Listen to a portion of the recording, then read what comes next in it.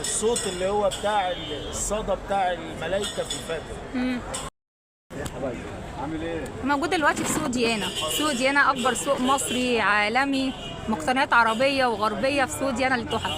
كنت صورت بقى واخدت جوله كده، والشمس هنا صعبه جدا، اللي يجي سوق ديانا يجي من بدري. استاذ سالم ازيك؟ اتفضلي. عامل ايه؟ الحمد لله. احنا قاعدين بقى ندردش كده. استاذ سالم ابو رنيم صح؟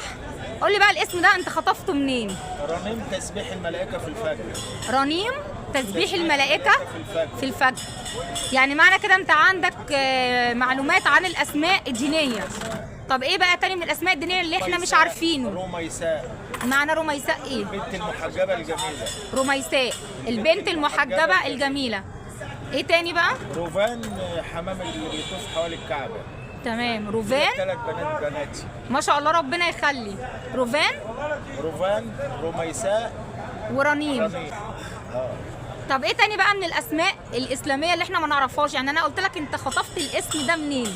الاسم ده كنت بقرا في كتاب، او رميساء كنت بقرا قصه رميساء. تمام. في ايام الصحابه كان في صحابه واحده اسمها رميساء، اتقدم لها واحد غني جدا جدا من الكفار عاوزها وكده، لان هي كانت شديده الجمال، فهي عاوزه المهر بتاعها ان هو يسلم ويحفظ القران كامل، وفعلا اسلم وحفظ القران كامل وزوجها. ده رميساء. دي رميساء. تمام. رنيم تسبيح الملائكه في الفجر، الصوت اللي هو بتاع الصدى بتاع الملائكه في الفجر. رنيم.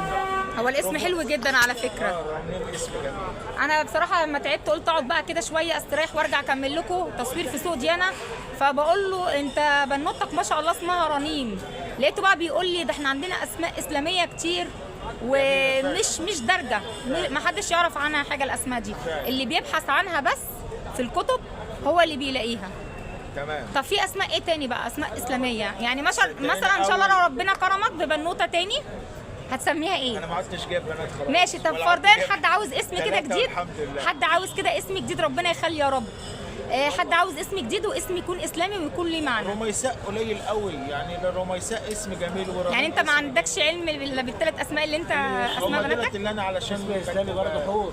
في حور. معنى ايه بقى حور؟ حور الجنة. بص يا نصر. حور الجنه. بص لنا بقى يا استاذ ناصر. حور دي يعني حور الجنة. تمام. تمام؟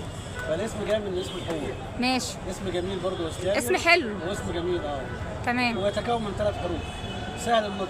حور. طيب في يعني الناس بتقول يا جماعه قولوا لنا اسم يكون جديد. على صفحه الفيسبوك بلاقي ناس بيقولوا شوفوا لنا اسم جديد كده يكون اسلامي حلو. في جويرية. جويريه على اسم زوجة الرسول جميل. عليه افضل الصلاه والسلام. يعني الواحد لو دور هيلاقي اسامي كتير. طب انت في دماغك يعني اللي فاكره دلوقتي قوله لنا، احنا بنشارك الناس. انا اللي فاكره حور وجويرية. بس كده. ماشي. مفيش اسماء تانية قبل ما انهي الفيديو؟ صدقيني اول ما يجي في دماغي عيل تاني ولا كان ولا ماني هبحث على ماشي. اسماء وهجيب برضه. طب نبحث ايه على جوجل؟ متهيألي صح؟ الناس بقى اللي بتدور على أنا اسماء بقرأ لاسماء كتب البنات. انا عندي مكتبه في انت عشان عندك عندي مكتبة موسوعة وبقرأ. كتب. استاذ سالم بيبقى عنده موسوعة كتب غير شغله هنا بقى اساسا في سوق ديانا، فرشه بيبقى مليان نحاسيات. اللي اهمل القراءه.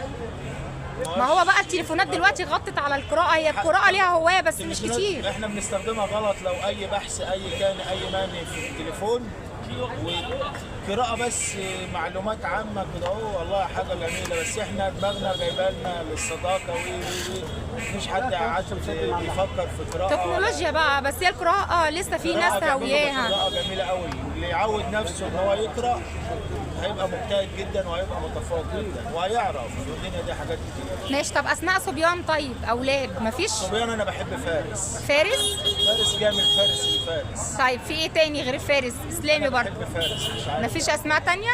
وخير الاسماء من حمد وعبد، عبد الله، عبد الرحمن، عبد العزيز، اي اسم فيه محمود، احمد، اسماء خير الاسماء في الصبيان من حمد وعبد.